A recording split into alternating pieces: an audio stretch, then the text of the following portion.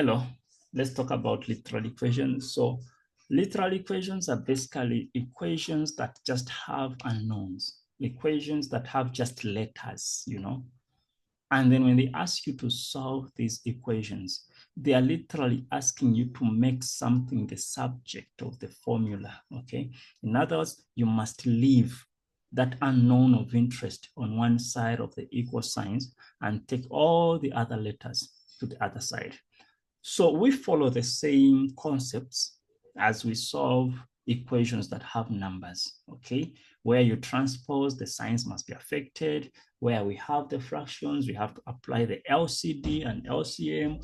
Where we have denominators, we should get rid of them, and so on and so forth, okay? But then the problem with this, or the challenge with this, is that we don't usually get definite answers like a 10, a 4, or a 7, okay?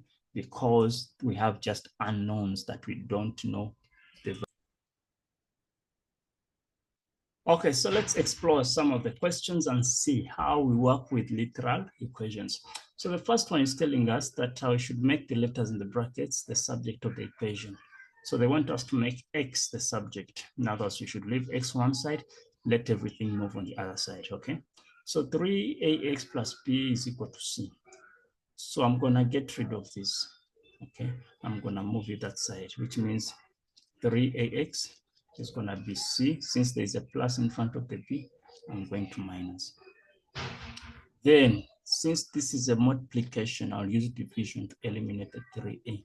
So over 3a, then over 3a. So this cancels that. And then our x becomes c minus b over 3a. And this becomes our answer. We cannot simplify this further, so we just leave it like that. All right, then question number 2, y minus y1 is equal to m into x minus x1. Let me jot it this side. So it's saying y minus y1 is equal to m into x minus x1. We should make x the subject, okay? Now, you have two ways of doing this, okay? Number one, you can open up the bracket and then we isolate that. Or you can get rid of what is around the bracket up until we make x the subject. Either way. So the quickest would be to divide both sides by m without necessarily opening. So it's gonna be y minus y1 over m is equal to x minus x1. Then I need to move this x1 to the other side. So y minus y1 over m plus x1, okay, is equal to x. So that is that. If you want, you can simplify this further, okay? Let's see if people decided to open up. What would it look like? So y minus y1 is equal to mx minus mx1. Then let's move this to that side. So y minus y1 plus mx1 is equal to mx. Then divide through by m, then divide through this whole thing by m. So this m cancels that m, and then x equals to the whole of this. So this becomes our final answer. All right, then number 3, we have a is equal to pi radius squared. We must make radius the subject. So this is the formula for area. So for us to get radius alone, we need to get rid of the pi. So it's gonna be a over pi is equal to r squared. So the question did not ask for r squared, they asked for r. So we need to get rid of these 2 using the square root on either sides. So this 2 is killed by the root sign, which means r is the root of a over pi. And that's our answer. Let's look at number 4. With number 4, they want us to make I the subject. Let me write it this side. So they're telling us that A is equal to P into 1 minus I. So if what we need is inside the bracket, feel free to open the bracket first, okay?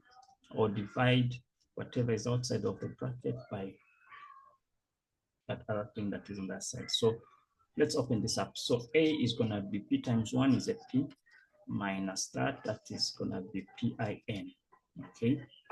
Then let me move this on that side, and I'll move this on that side so that I have this as a positive. So PIN is equal to P minus A. Then divide both sides by Pn. Now divide by Pn. This cancels that. And then I becomes P minus A over Pn. And then that is that. The number 5, they want us to make E the subject, but you can see that E is under a square root.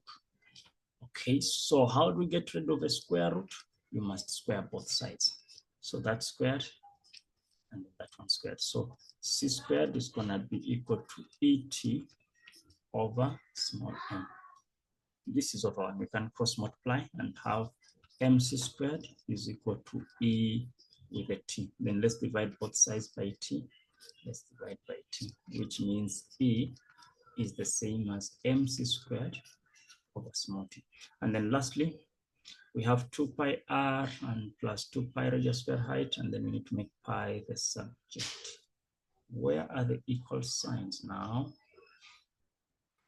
Where are the equal signs? I'll just say this is equal to area, okay? Is that true? Let me just equate it to A because this should have been the volume or the surface area of something, okay? Okay, so let's see, because it has to be an equation, there has to be equal signs for this to work. So to make pi the subject, take out the pi because there's a plus sign between. So pi, I'll have 2r plus 2 radius squared height is equal to A, and then divide both sides by this bracket. So 2r plus 2r squared height over 2r plus 2r squared height. So this cancels that, which means my pi is A over 2r plus 2 radius squared height. And then that becomes our answer. So guys, that is how we solve these equations. And I wish you guys all the best in your algebra. Till we meet again. Bye-bye for now.